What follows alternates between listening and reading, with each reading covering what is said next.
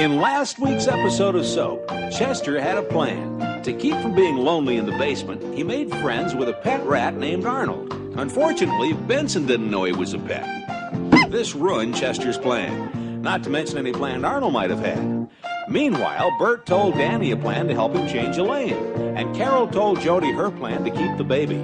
Tim and Corinne's plan for their wedding night was interrupted by a call from Tim's mother saying she was dying. Tim, who was sure she was faking, decided to go to her immediately or by the weekend at the latest. Dutch had to go on the run, but planned to return to see Eunice. And Chester, although he hadn't planned anything of the kind, had an attack and was rushed to the hospital. Confused? You won't be after this week's episode of Soap. This is the story of two sisters, Jessica Tate and Mary Campbell. These are the Tates, and these are the Campbells. And this is Soap.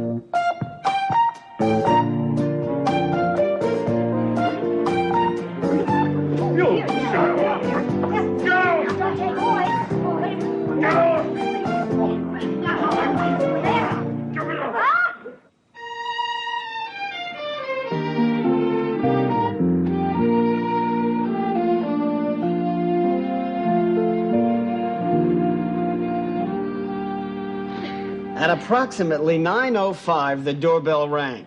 Then what? Then what? I told you. Tell us again. Tell us again. I went to the door, I opened it, I discovered Mr. Tate on the doorstep unconscious. I don't know how much longer I can stand this waiting. Don't worry, Mother. I'm sure we're going to hear soon. You'd think they'd have a pinball machine or something around here. Really? Hey, a person can be sad and still play pinball at the same time. Mrs. Tate. Mrs. Tate, your husband is still in a coma. Oh. And we won't have the tests back for at least 24 hours. Oh, the poor dear man. And you can't do anything until then? Well, I'm afraid my hands are tied. But there is someone here who just might be able to help. It's this lad right over here. Me? I don't understand. Well, you see, Mrs. Tate, there's still very little we know about the power of love. Just a few minutes ago, your husband spoke his son's name and seemed to draw strength from it. And I feel that if we brought this boy to his father's bedside, he just might mean the difference between life and death. Well, yes. Certainly, by all means. You must be quite a human being to have touched another person so deeply. Thank you, sir. This way, Arnold. Doctor, I believe there's been a slight misunderstanding. This is Billy. This isn't Arnold. Oh. Arnold was a rat. Well, personality aside, I still feel if we could locate this Arnold and bring him to Mr. Tate. No, that's not possible, Doctor. Benson killed Arnold. All right, if we don't want any further, put our hands flat on the wall. I had him pegged from the start. There was something about his eyes. And of course, the color of my skin's got nothing to do with it. Arnold was a real rat. A pet rat, a rodent. I killed it with a broom. Oh, I still don't like those eyes of his. It was nothing. I don't like your entire body. Look, Mrs. Tate, why don't you go home and get some sleep? I'll call you as soon as I get the reports back. Thank you, Doctor. Sure. When you came upon Mr. Tate, did any of you see this man lurking in the area? Goes by the name of Dutch. No, sorry, Ken. No. Thank you. No. Just routine. Wait a minute. Let me see that picture. Why, I've seen this man. You have? Of course. It's Benito Mussolini, you fool. Thank you. Officer, do you think I might have that? Just in case I see somebody suspicious in the neighborhood? Okay, sure, but be careful. He's considered dangerous. Thank you. I'll get the car and meet you around front. Billy? you. Thanks. Major? Well, I suppose you know why I wanted the picture, don't you, Mother? Yes, Eunice, I know. What do you think? But I think he looks better in person. No, Mother, I mean about us. Well, Eunice, it's very hard for me to approve. I mean, the man's a convicted killer. But then, of course, so is Daddy. And an embezzler, too. Yes, so it's hard for me to disapprove, too. The difference is, Eunice, when your father and I first started out, we had all kinds of possibilities. The world was ours. You and Dutch wouldn't have that. But I love him, Mother. I know, Eunice. But sometimes love just isn't enough.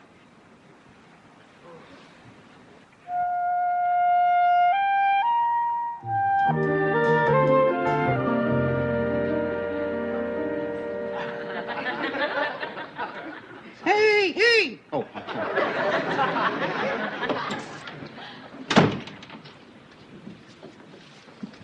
New York University. Don't tell me somebody in this house is actually thinking of going to college. I am going to go to college.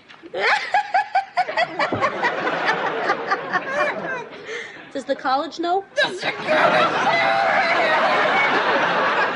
You know, it may come as a shock to you. Things have changed. For instance, they no longer use quills and parchment. Quills and parchment!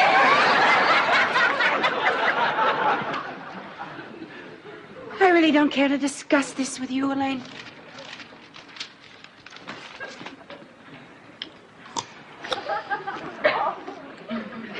Aren't you going to feel awfully out of it? No. Why should I? Because you're so old. Elaine, I may not be 20, but I'm not a dinosaur. You're a dinosaur! I don't know. If I was your age, I wouldn't go to college. Probably wouldn't leave the house. That's it. Whoa! What's happening? Oh, she's crazy! Oh, upstairs! Take it easy. Take it easy. Why didn't you let me kill her? I want to.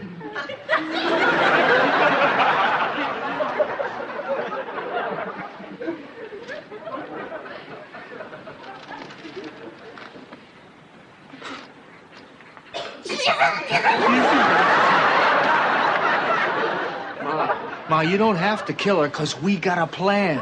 Man, listen. It's a great plan.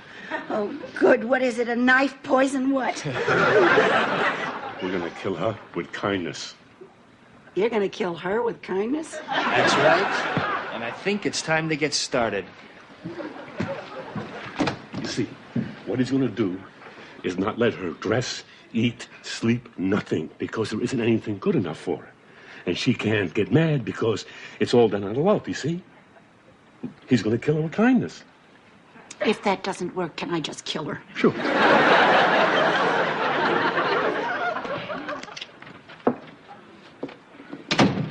Your mother needs hormone shots. Don't. It's a brand new dress. Oh. I don't want garbage like this touching your skin. Danny, what is going on? It's not good enough for you.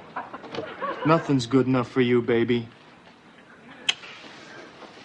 Well, it's true. It only costs $400.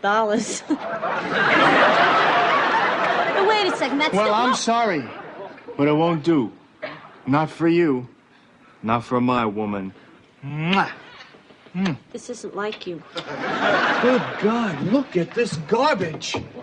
I'm sorry, Elaine, but you can forget about no, these. wait. No, Wait. no, absolutely not. No way. Elaine, I'm sorry, but I love you too much to see you dressed in rags like this. Elaine. What? What the hell is that? What? That. What? Oh! This! Oh, no! Danny, stop it! Stop it, you yuck! Look at how flimsy that is. I don't believe this. Don't sit!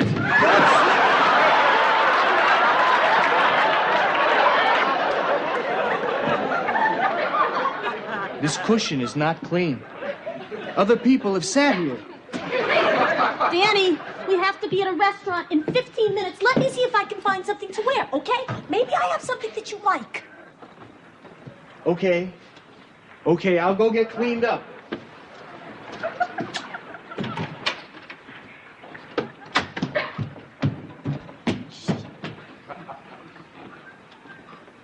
I can't keep my hands off you. Mwah. And this one's no good either.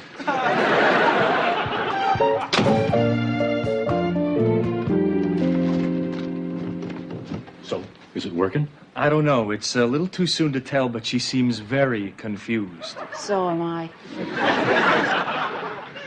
Danny, Oh, you ready so soon, babe? is this all right? Wow. That's more like it. You're sure? You are sure that you like this? It looks almost as good as you.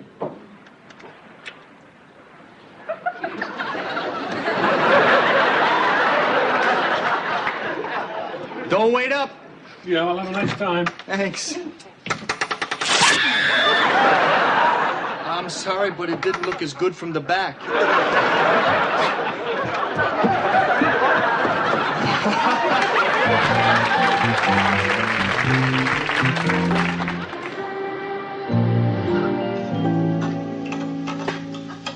Well, what do you say?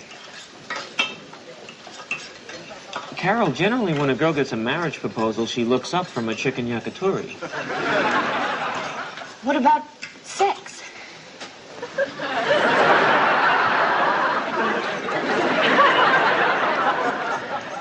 What about it?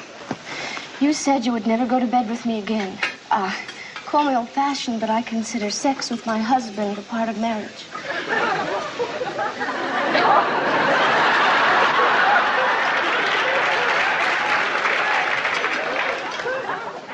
Well, I'd try. You'd try. Yeah. Oh, wonderful. That's a very relaxing way to live. With a guy who closes his eyes and pretends his wife is Arnold Schwarzenegger.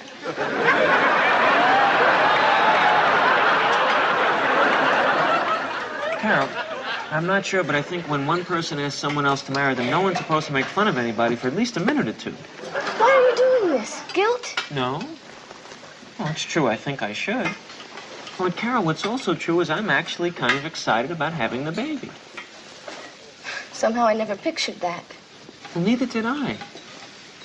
And while I'm not what Dr. Spock had in mind when he wrote his chapter Becoming a Father, it's very hard not to be involved when you're bringing a new life into the world. Carol, this is my baby, too. And since I've been a part of its beginning, I want to be a part of the rest of its life. It can work, Carol. We really care for each other. We love being together, and you'd never have to worry about me looking at another woman. I don't know, Jody. I just don't know. Carol, I promise you that if we get married, I'll never touch another man again. Excuse me, please. I think I just stabbed myself.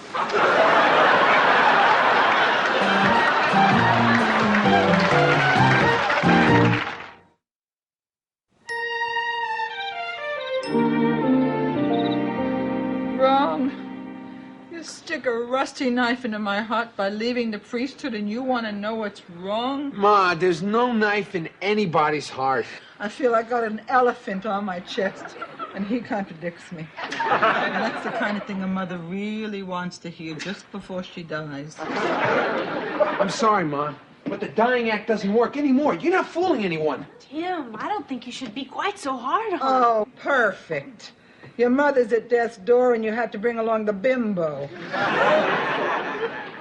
Well, it's true we haven't gotten along quite as well as we might. Oh, I stopped there.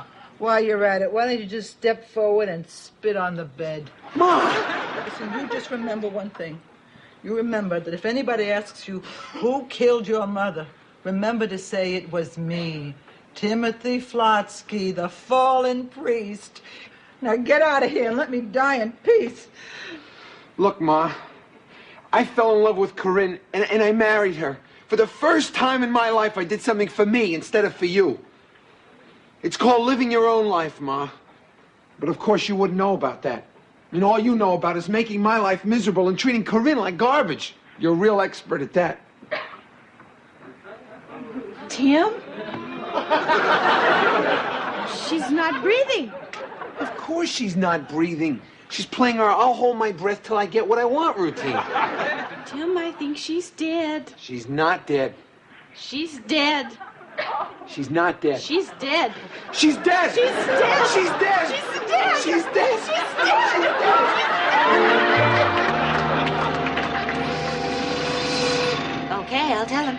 Right, okay, bye-bye. And don't you ever go to lunch? No, I have it catered. Mr. de Blasio called.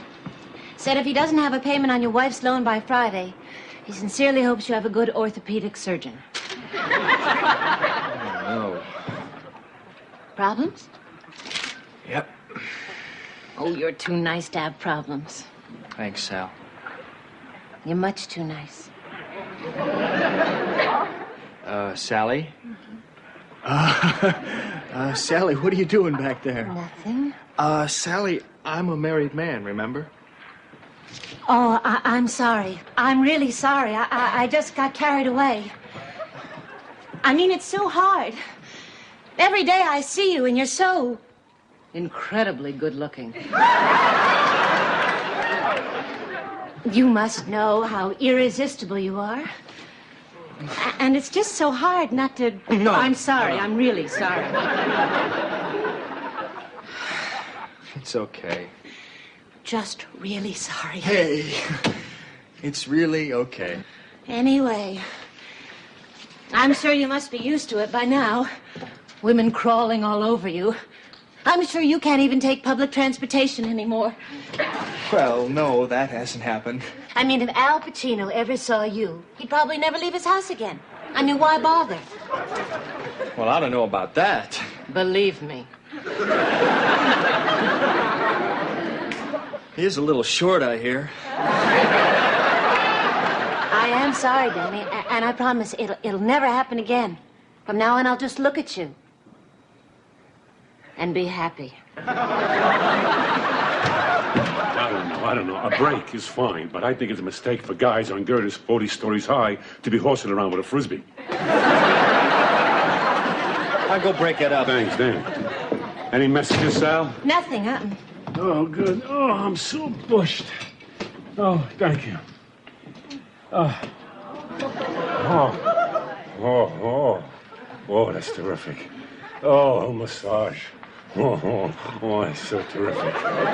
Oh, massages are wonderful. I really love that. Massage the head. That's nice touch. So nice touch. Oh, that's nice. That's nice, Sal. Thank you very much. Oh, God. I'm sorry. I'm really sorry. It's okay. Your nose got stuck. That could happen. It's so hard for me.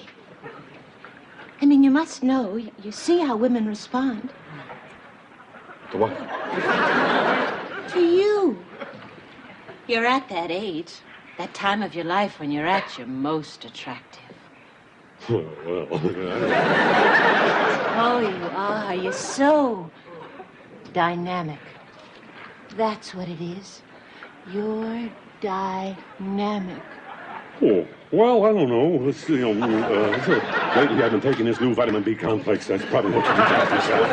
And it's so hard for me to be around you every day. To have to look at you and to feel your presence. Sometimes I almost feel faint. Oh, that's not eating a good breakfast, Sal. I mean, that feeling of faintness, that's what that is. No. Yes, It's from you. No, a couple of eggs, a few sausages should be fine. I look at you, and I get weak. It's been that way for weeks, this weakness.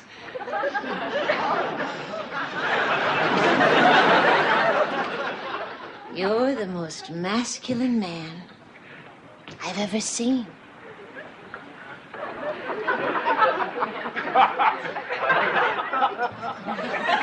The plaid shirt, Sal. You're responding to a plaid shirt. Where's Danny? I gotta go find Danny. If I know Danny, he's joined the Frisbee game. It's a plaid shirt, and don't you worry about that. I mean, I've seen it happen a lot. In Oregon all the time. The girls fainting from lumberjacks.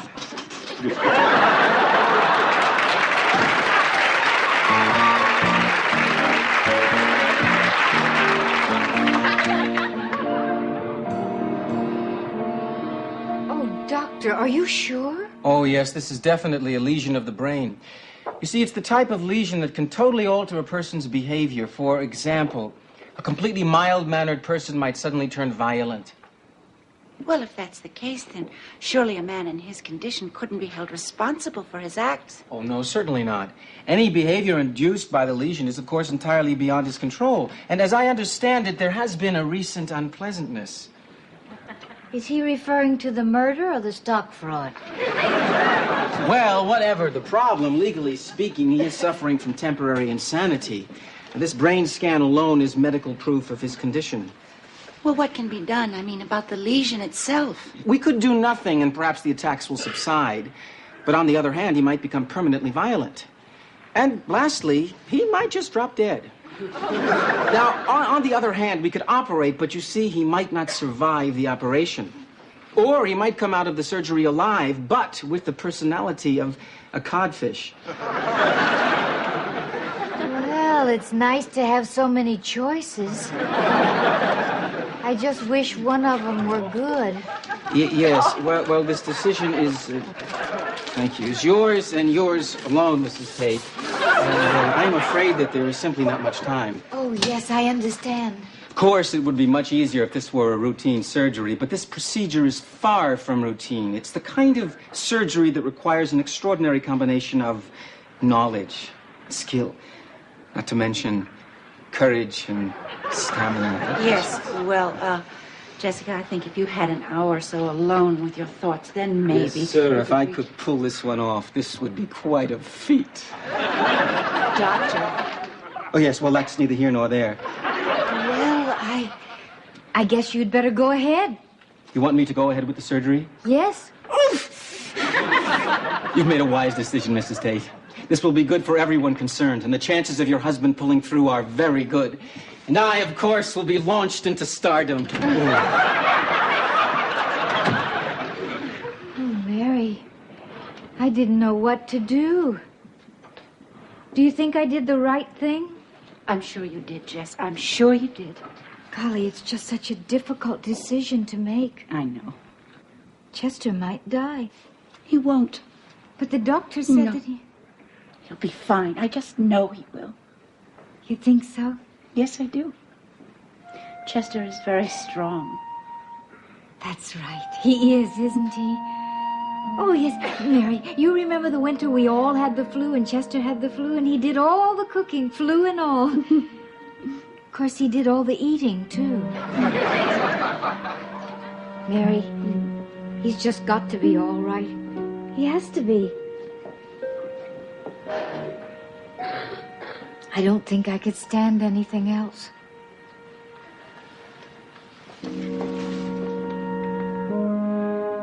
I'll buy you a cheeseburger. With French fries?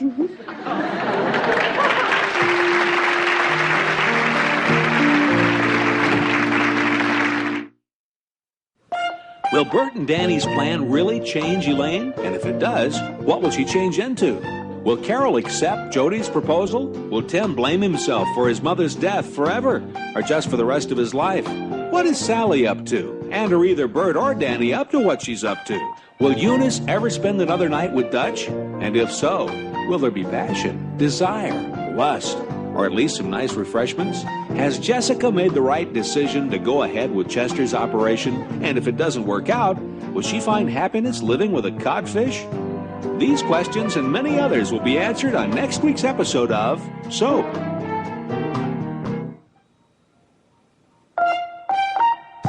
Soap is videotaped before a studio audience.